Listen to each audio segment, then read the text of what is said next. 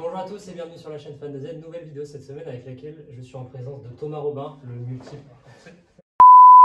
Bonjour à tous et bienvenue sur la chaîne Fan de Z, nouvelle vidéo cette semaine avec laquelle je suis en présence de Thomas Robin, le multiple champion du monde en titre de Mini Z.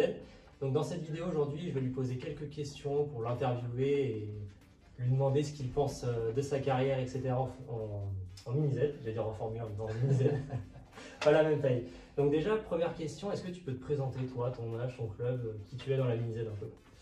Bonjour à tous, donc Thomas Robin, j'ai 28 ans, je fais partie du modèle club de Pornic, donc le MCP, depuis au moins 12 ans je dirais.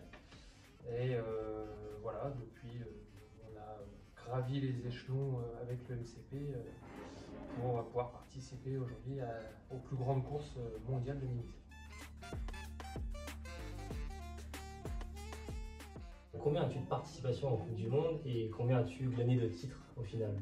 Alors, en mélangeant du coup les PN World Cup et les 1,28 World Championship, j'ai 6 participations en Coupe du Monde et en tout, je dois avoir 11 titres de champion du monde dans différentes catégories. Alors on te connaît aussi maintenant depuis plus d'un an pour RTRC. Pourquoi RTRC? Pourquoi avoir créé cette marque et quels sont les objectifs futurs? Alors, tout d'abord, j'ai commencé à développer cette marque il y a plus de 3 ans et demi. Ça a été le travail de 1 an face cachée, on va dire. J'ai choisi le nom RTRC tout simplement pour Robin Thomas Radiocommande.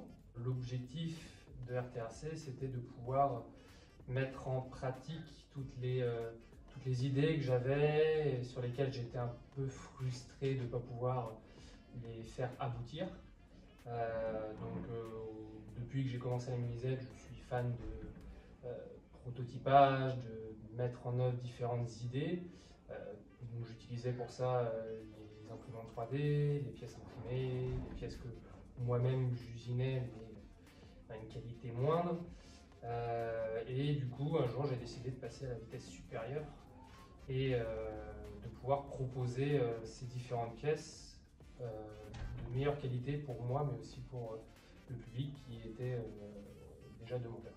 En faisant du coup la RTA. Et donc oui, voilà, ça a commencé par des petites pièces plus pratiques, qui étaient des jantes, des flancs. Et puis à force, je me suis pris au jeu du développement et ça a abouti sur la conception d'un châssis entier de roues motrices. On va peut-être montrer un petit peu plus proche ce que ressemble une RTA. Donc en lipo. Et comme tu l'as dit, en deux roues motrices. Voilà. Et donc du coup, quand j'ai commencé à concevoir cette voiture-là, l'objectif c'était de proposer quelque chose de très simple à régler, puisque participant à de nombreuses courses, j'étais confronté à toutes ces difficultés. J'étais confronté à de nombreux pilotes qui se plaignaient de la difficulté de régler les châssis, et faisant partie, en étant le seul d'ailleurs constructeur aujourd'hui à être présent sur les courses, je me suis vite rendu compte qu'il fallait pouvoir proposer au public un châssis facile à régler, qui ne se déréglait pas forcément entre chaque course et qui puisse s'adapter à la plupart des types de tracés et de matières RCP ou moquettes. Donc je me suis vraiment battu là-dessus pour réussir à faire quelque chose de très homogène et très simple à piloter. Il y a quelques semaines, on a cru voir un post Facebook qui annonçait une prochaine RTA, une sœur de la RTA. Est-ce que tu peux nous en parler un petit peu plus? Alors oui, maintenant aujourd'hui, je considère que la RTA est un produit abouti. Pour autant que je vais la laisser de côté, j'ai toujours beaucoup d'idées encore aujourd'hui à mettre en place, mais ce sera que des évolutions, des options, des choses qui vont permettre non pas que améliorer la voiture, mais aussi de rendre l'entretien plus facile et plus agréable. Donc je continue toujours à travailler sur la RTA bien sûr, mais j'ai un nouveau projet qui émerge, qui serait du coup une 4 roues motrices. Le nom n'est pas tout à fait encore défini, mais l'objectif reste toujours le même, qui est de concevoir pour le coup une 4 roues motrices très simple de réglage, très simple au montage et qui puisse être tout aussi simple à piloter. Et qui serait la courroie, un peu comme la GLA, est-ce qu'on peut avoir des indices? Je ne me prononcerai pas encore sur la transmission. Maintenant, voilà, si vous voulez des informations, l'objectif de cette voiture-là, c'est de faire quelque chose, on va dire, très symétrique. C'est-à-dire que je voudrais pouvoir utiliser un seul triangle qui correspondrait aux 8 triangles de la voiture, à l'avant et à l'arrière. Donc, en gros, chaque triangle serait interchangeable. C'est une manière pour moi d'être sûr de la qualité de mes pièces, c'est-à-dire qu'un seul triangle, c'est un seul moule, c'est une seule tolérance. Et donc, on se retrouve avec une voiture qui va être parfaitement symétrique, parce qu'on est tous confrontés en tant que constructeur à la, on va dire, variation des tolérances quand on fabrique. Toujours dans cette dynamique de proposer quelque chose de très simple à monter et à entretenir. Donc je travaille énormément sur la simplicité des pièces pour pouvoir juste par exemple entretenir la suspension avant. Je fais en sorte qu'il n'y ait qu'une ou deux vis à démonter. Pour pouvoir régler la hauteur de caisse, je fais en sorte qu'il n'y ait qu'une ou deux vis également à démonter et que le réglage se fasse avec des cales de réglage et non pas en déréglant les amortisseurs, ce qui pour moi aujourd'hui est une erreur. Donc voilà, c'est des concepts comme ça que j'essaie de mettre en place. Ils sont un peu plus compliqués à mettre en place sur une 4 roues motrices, donc ça va prendre du temps. Voilà. Si je dois donner une date, aujourd'hui mon objectif serait décembre 2023. Okay. Comme date de sortie. Maintenant, je refuse de précipiter les choses. Si je sens que la voiture n'est pas prête à ce moment-là, ce sera plus tard. Donc peut-être la RTB. Peut-être la RTB, peut-être le choix se fera entre deux noms, RTB ou RT4. Ok, d'accord. Donc là, on a beaucoup parlé d'RTRC, on va revenir un petit peu à toi. Est-ce que tu peux nous donner ton meilleur souvenir aujourd'hui en mini-Z, en Coupe du Monde ou ailleurs d'ailleurs? Alors, je dirais qu'aujourd'hui, mon meilleur souvenir, c'est pas très original, mais ce serait mon tout premier titre mondial Okay. en GT Mode en Italie en 2019, si je dis pas de bêtises. Ton premier titre, forcément. Non, pardon, pas 2019, 2016. Donc voilà, c'était la première fois que j'avais l'occasion de jouer le titre. Cette année-là, je jouais le titre même dans 3 catégories. J'ai échoué sur 2 à la 2e place et la dernière, j'ai réussi à la gagner après une dure bataille et c'était très stimulant et ça m'a fait énormément de bien et de plaisir de voir aussi toutes les personnes du club autour de moi qui étaient toutes aussi contentes que ouais, moi. Tu as beaucoup appris et beaucoup senti un esprit d'équipe. Alors aujourd'hui, du coup, comme moi, tu fais partie des Z-Séries de l'Atlantique, le championnat du Grand Ouest. Aujourd'hui, c'est quoi ton avis? On voit énormément de pilotes en ce moment à nos courses, on voit une bonne entraide. Qu'est-ce que tu en penses? Quel est ton avis un peu?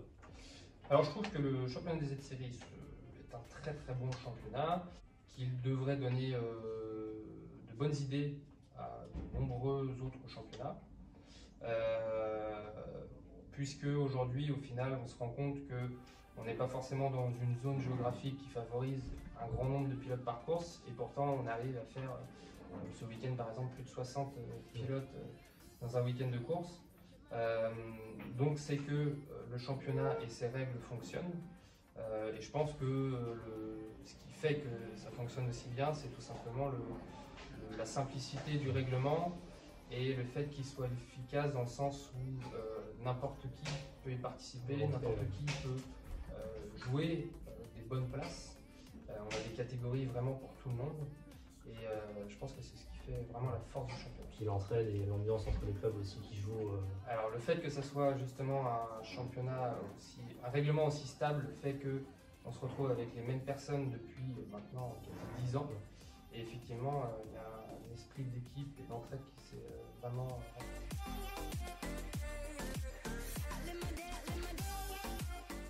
Quel est le pilote qui t'a donné le plus de fil à retordre? Est-ce que tu as un nom là maintenant tout de suite? qui viendrait Pour lui faire une dédicace.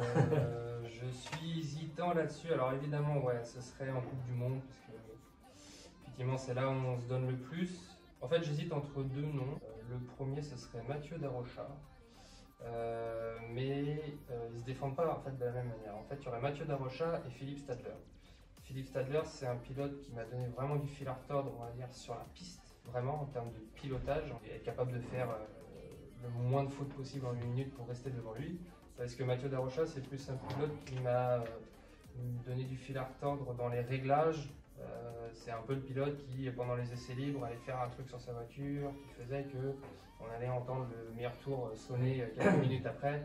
Et ça m'a poussé à modifier quelque chose sur ma voiture, alors que jusqu'ici, je la trouvais très bien. Donc ouais, Mathieu, je dirais beaucoup plus technique, et Philippe Stadler sur la piste, très important. Est-ce que RTRC pourrait organiser une course, un gros événement, alors peut-être pas forcément une Coupe du Monde, mais... C'est possible. Forcément, c'est une idée qui m'a trotté dans la tête. Maintenant, c'est pas, on va dire, l'urgence numéro 1. C'est pas, il n'y a rien d'entamé là-dessus. Par contre, c'est une idée, et généralement les idées. Pourquoi pas? Voilà, elles peuvent trotter dans ma tête pendant 1 ou 2 ans, et au bout d'un moment, se mettre en action. On pourrait avoir une RTA Cup, une RTA... Complètement. Bon, les petites questions maintenant marrantes. RTA ou GLA? RTA, bien sûr. Non, vraiment, pour être tout à fait honnête, c'est bien d'avoir, au-delà de la marque, du châssis, c'est bien d'avoir deux types de voitures, une 4 roues motrices et une 2 roues motrices. Complètement différentes finalement. Un peu dans la... Complètement différentes, et surtout, on se rend compte au jour d'aujourd'hui que c'est encore plus important avec la différence de grip des pistes qu'on peut retrouver, qui vraiment, dernièrement, je dirais cette année, explose. On se retrouve avec des pistes qui ont très peu de grip. Ouais, en 2 roues motrices, ça devient très compliqué. Donc on est content dans ces cas-là d'avoir une petite 4 roues motrices sous la main. Et à l'inverse, quand on est sur des pistes gros grip, on peut être mis en difficulté avec une 4 roues motrices qui aura plus tendance à partir au tonneau. Donc on est content d'avoir une voiture un peu plus roulante en 2 roues motrices. Donc les deux sont importants à avoir dans sa classe. Tu parlais que ça fait plus de 10 ans que tu fais la Minizen, donc toi aussi tu as connu le côté rugueux. Est-ce que côté rugueux, côté lisse, ou la moquette, côté rugueux. Ou la moquette peut-être? J'ai tout connu, j'ai connu la moquette, j'ai débuté sur moquette, j'ai été très agacé par le côté traitement qui puait, qui encrassait toute la voiture et même les doigts. Voilà, je fais que 1 ou 2 ans sur moquette. Ensuite, on est passé tout de suite au RCP, du coup côté rugueux, où là c'était beaucoup plus appréciable. En plus, à ce moment-là, les pneus mousse avaient évolué, étaient de meilleure qualité, les traitements qu'on utilisait étaient moins nocifs. Et puis on allait peut-être moins vite qu'aujourd'hui aussi, donc ça... Voilà, déjà, exactement. Donc j'étais très content du côté rugueux, ça me convenait très bien puisque j'avais pas connu jusque-là le côté lisse. Le côté rugueux m'a aussi, je pense, fait progresser énormément dans ma manière de réfléchir à comment travaille la voiture, comment travaillent les pneus. Et c'est ça qui m'a poussé à commencer à sortir mes premières pièces. Ouais. J'ai commencé à faire par exemple des kits flancs, des flasques sur des pneus mousse. Et après, quand certains clubs ont dit qu'ils commençaient à passer au côté lisse, j'étais hyper sceptique. Pour moi, rien n'adhérait plus que la mousse. Ça paraissait logique. Et j'ai fait une première course sur côté lisse, et effectivement, je me suis rendu compte que avoir des pneus gomme, faire chauffer la gomme, travailler sur une caisse qui est propre, sans traitement, c'était vraiment appréciable, et que le grip n'était que meilleur au final. Ouais, clairement. Donc aujourd'hui, pour un au monde, je quitterai le côté lisse.